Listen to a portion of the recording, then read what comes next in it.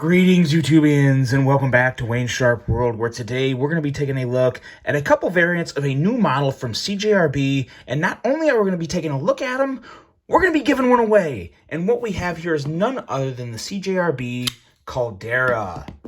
Now, before I go any further into this review, I'd like to thank you guys for tuning in today. If you like what you see, please do me a huge favor, hit that subscribe button, follow along, and I will continue to bring you the content. Now, let's take a look at some overall specs on these knives right here. We have an overall length of 8.3 inches, with a blade length coming in at 3.5 inches and a blade width at a very wide 1.5 inches. We have a blade thickness coming in at 120 thousandths, and we have a blade material of AR RPM 9 steel with kind of I would say very unique cleaver type of sheep's footy blade with some drop point going on there. Very, very unique blade shape. One that is pretty aesthetically pleasing. We have a flat grind, a handle length coming in at 4.8 inches, a handle thickness at 550 thousandths, and a handle width at 1.2 inches at the widest point, which is really kind of probably up here, but you know, obviously you're getting a lot slimmer in the area where your hand's actually going to be holding the knife. We have a handle material of G10 with a liner lock locking mechanism, a carry of what I believe is just a right hand only tip up carry, based off that screw there. I don't think it's ambidextrous. I believe it's just right-handed. So if I'm wrong, let me know in the comments there if you've already handled this knife. We have a weight coming in at 4.9 ounces and a price at $59.99. Touch a little more on the price later, but let's get into some size comparisons here and see just what we have for size, because this is, as you heard, 8.3 inches. That's some good length there. So we'll pull out a couple Civivis here. We have the Civivi Brazen as well as the Civivi Conspirator. Probably a safe bet that most of you have experienced one of those two knives. And then also a couple other knives from Kaiser, and one that really is the closest comparison I have to this, at least in terms of kind of the vibes it gives me. First off, we have the Kaiser Towser K, but then more importantly, for blade shape purposes, we have the Kaiser Sheepdog. And I don't have a lot of cleavers in my personal collection. The Sheepdog is one of them. This is I think just the second one, really, at least as of state of the collection right now. And as you can see, definitely get some Sheepdog vibes from there. I would by no means say they're super similar, but just the overall width of the blade and stuff is kind of where I'm getting at there. So there's your size comparisons. I hope they did what they need to do for you. And now let's start talking about these knives, because we'll get the other one back in here. And yeah, this blade here, a very gnarly cleaverish sheep's foot style blade. I saw one retailer had it listed as a drop point. I mean, you could probably say drop point, but I would definitely lean more towards a cleaver or sheep's foot style, with a pretty decent edge coming in at 22 thousandths. And I can confirm, I don't do this a whole lot, but it cuts paper just fine. Not this one, but also this one. Whoop, caught a little rough spot there. As you can see, cuts through. So yeah, takes care of the paper just fine. We'll do one more on this one since it had a little hiccup there. But as you can see, yeah, we're good to go on the paper test. Don't do it a lot, but hey, why not throw something in different every once in a while? But going back to this blade, so it's got a decent edge. Obviously good to go for any type of regular EDC. And just how wide this blade is. And that's going to come into play in some other cutting tasks. Sometimes it's really nice to have that wide blade and a choil that really lets you get up close and personal to that wide blade and really allows you to do big cutting tasks and also little cutting tasks. So there's a lot going on here, and while it is a wide blade, and obviously it's going to take up a little more space in the pocket, you're going to have a little more steel to work with, and that's always a good thing in my opinion, unless you just really want a very small knife. This knife is a lot of things. It's not small, so there you go. This spine on this blade kind of has a lot going. You have, let's see here, you have a dip up here on the spine, which we'll touch on a little more here when we get more to the ergos, because this, in my opinion, this comes in more into the ergos aspect of this than just the actual blade. But of course, you have some jimping up here. That's pretty nice. It's not the grippiest jimping in the world, but it definitely serves its purpose, and I'd consider it functional. So the jimping is good enough to actually use and appreciate. And going into those handle and ergos now, let's talk about them, because there are some really good ergos on this knife, and then there's some ergos that I don't think are really all that great. But let's talk about the good ones first. You basically have 3 positions here. Let's put that other one off to the side. Focusing issues can sometimes be a problem when you have 2 knives on the table, especially with such different colors and bigger knives. Yeah, you guys probably know. Anyway, the grips. Okay, so the grips on this knife that I really like. Obviously, this is my go-to grip. It feels great. As great as it feels, I would like to have maybe just a little more width in this area of the handle, just for my hand, because I kind of have a little wider hands. But outside of that, it still feels very good.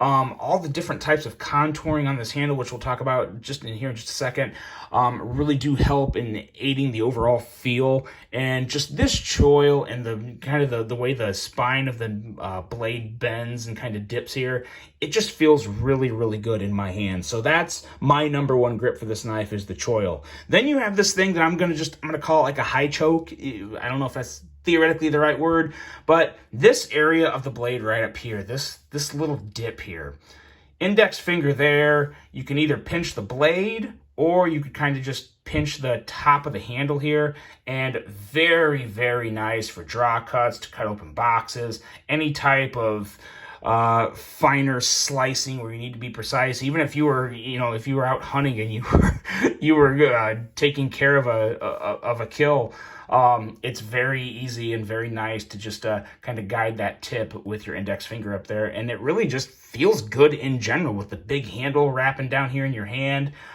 It's just very, very comfy in this position, which I can't think of really any other knives off the top of my head that feel this good in a position like this, that I usually don't use a knife in, but I can definitely see myself using it in this position in the future. So pretty interesting grip position there. And then also another grip position that you probably won't use much at all, but the reverse grip, it does feel very good in the reverse grip. So good to go in those grip positions. And then oddly enough, the one grip position that doesn't do it's okay, but I'm not a big fan of it because of the way the handle rounds up so quickly up here. It's just your typical hammer grip, because while there's no real hot spots, I just feel the kind of the flipper tab coming down, and it feels a little cramped up here for my hand. So, and especially if you watch my channel, if you've watched it long term, you know that I'm a choil guy. I'm always going to be using the choil if there's one there. So I would always prefer that over something like this. So yeah, that's just kind of, that's just the way it's always going to be for me. But in terms of now the actual handle in general, and the solidity and the colors and just everything going on here, first, if you look at just the texturizing on the handle, there's different types of texturing. You have the texturing up here towards the front of the grip, which is kind of like sunlight rays or something, and then you have a little more standard texturizing up here, and then towards the back where it's flat and contoured, it's just, there's not much texturizing, it's just smooth. And then you have the texturing on the back spacer back here. So all sorts of different textures going on with this handle, which I really like. I mean, I'm not going to say you feel all those, because you really don't. But for an aesthetic purpose, it looks good. And it's just nice to see something that different. And then it's also really interesting to see a G10 inlay on a G10 scale. You don't see that very often. This red here is obviously a completely separate piece of G10, milled out and placed inside the black G10. So that's pretty cool. And I will say I like the vibes that this red puts out. It kind of gives you that Sith feel, the black and red. So I do like that. I think it works really well, and the red pivot collar is always a good pop. And surprisingly, it's also a really good pop on the grayish blue inlay version. The red still, it highlights very well, and I like the way the black and the grayish blue works together. So two really good color options in my choice from CJRB. They did a really good job on that right there. Now, one thing that is worth noting in the clip, you have a little bit of inconsistency here with the pocket clips. On the red version, the pocket clip is bent down just a hair too much. You're going to want to bend that back a little for this to easily go in and out of the pocket. I will say I was actually wearing basketball shorts last night when I ran to Walmart to go pick something up, and it fit through those pockets fine. But again, that's, those are basketball shorts. If you have thicker hems, this one's going to be a problem, but nothing you can't fix with just a little bending back. But then on the gray version, it does have a little more clearance that is pretty much good to go on most pocket hems. So a little bit of inconsistency there, but if that's the worst problem with this knife, which it is, so it's not that bad at all. If there's going to be an issue, I would rather it be that than poor action or, something just not working on the knife. So could definitely be a lot worse. Another thing that I really like on this knife that I thought CJRB paid a lot of really close attention to, and they really nailed it, especially for a $60 knife, is the liner lock. It's designed extremely well. You have excellent access to it, and then as you can see in here, there's a real nice bevel all along the liner lock, which is nice and wide, and it really does feel good to break that liner lock. It's super easy, very accessible, and just very, very nice to get this knife closed. And now as we go into the action is very good. I definitely prefer one form of deployment over the other, and you guys have just seen that. The middle finger cutout, or the blade cutout on this blade is fantastic, and it makes for very nice middle finger flicking. Pretty effortless. Detent is really solid. I'm not going to say it's like the best detent ever, but it's a very good detent. It's good enough for this knife. The flipper works really well. I don't dislike it, but it's definitely more of a light switch flipper, because what you have going on, the angle of the flipper tab up here, if you just go to push button it, you're really putting all the pressure on this kind of point up here. And while it's not like stabbing your finger, it can definitely become somewhat of a hot spot if you're someone who prefers the push button. So if you're going to use this as a flipper, I would definitely recommend light switching it, and the action's very good. But when it comes to middle finger flicking it, that's where it really excels for me. That's what I really enjoy with this one. More than anything is the middle finger flicking action. Very good on not just the red version, but on both. And I will say, in terms of action, these knives are very consistent, which is something I always pay attention to. I mean, obviously on every knife, but it's not very often that I have two of the same knives. I can count on one hand the many times that I've had two of the same models to compare consistency of quality and action, all that good stuff. So it's always nice to see consistent action from sample to sample. So always happy to report that. But yeah, overall, very nice action. Even in a price range when you're competing with the likes of Kaiser, who in my opinion, I've said it before, it's no surprise to anyone, I think they by far have the best action on knives under $100. This is still very good. Still very good, and one that I think if you like the aesthetics of this knife, I think if it's something, I think that's going to be the big make or break thing for a lot of people, is going to be the overall aesthetics of this knife. And I feel like a lot of the times that is what it comes down to, but then there's also concerns sometimes depending on the manufacturer of, quality and action and, blade steel, this, that, and the other. But in terms of all the quality, the action, the blade steel, and even the price is good to go for me, $60. I have zero issue with $60.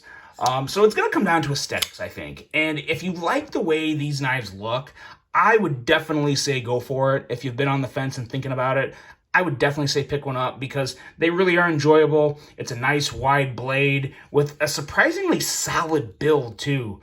No flex, no anything in these handles. So very solid knife, and everything about it, with the exception of the pocket clips, which I wish, especially the red one, would have a little more clearance there.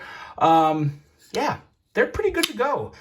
They're wider knives, though. That's the only other thing. You know, if you you may not want to wear these with dress pants, obviously, but at the end of the day, it's a good knife. It's a good knife at a good price, and everything about it is pretty much a go for me. So let me know what you guys think of this. Now, to be eligible to win your choice of either one of these knives, it's going to be completely your choice, whatever color you want. You say the word, I will ship it to you if you win, if you are the winner. I need 2 things from you. I need a like on this video and any type of comment. Tell me whatever you want. Tell me what you're doing this weekend. Tell me what you think of the knives. I don't care. Drop a comment, smash the like, and you are entered to win. I will be drawing for this about a week from today. So sometime next weekend. I might even do it on Friday. It all depends on my schedule. But regardless, there's going to be one lucky winner who will get their choice of one of these knives. Whichever one you want is yours. Let me know what you guys think of this. Hit that smash that like button. Drop a comment. Enjoy your weekend. I hope you guys have a great rest of your day. And until the next one, I'm out.